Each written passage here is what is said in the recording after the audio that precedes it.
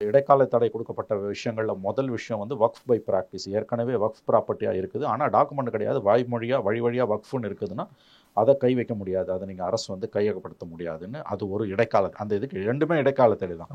2வது முக்கியமானது அது இடைக்கால தடை. 2வது இடைக்கால தடை எதுக்குன்னா வந்து இந்த வக்ஃப் வாரியத்துல வந்து இஸ்லாமியர்கள் அல்லாதவர்கள 2 உறுப்பினர்கள் அதிகபட்சம் உறுப்பினரா நியமிக்கலாம்னு இந்த புதிய வக்ஃப் சட்டத்துல இருக்குது.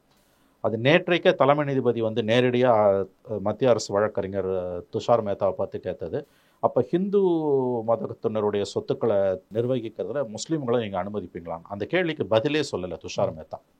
மத்திய அரசு எவ்வளவு ஒரு கேடுகட்ட மத்திய அரசு என்பதற்கு இந்த ஒரு நேரடியான ஒரு கேள்விக்கு மத்திய அரசு பதிலே சொல்லல.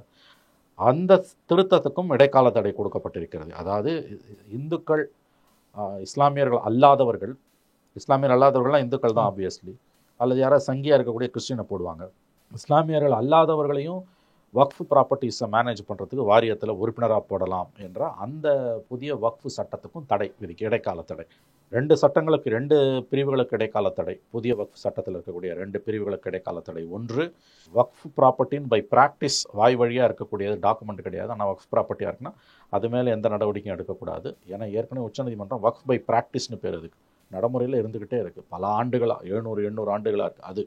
2வது, இஸ்லாமியர்கள் அல்லாதவர்களை நான் முஸ்லிம்ஸை வக்ஃப் போர்டில் மெம்பர் ஆக்கலாம்ன்ற அந்த புதிய சட்டத்துக்கும் இடைக்கால தடை விதிக்கப்பட்டிருக்கு.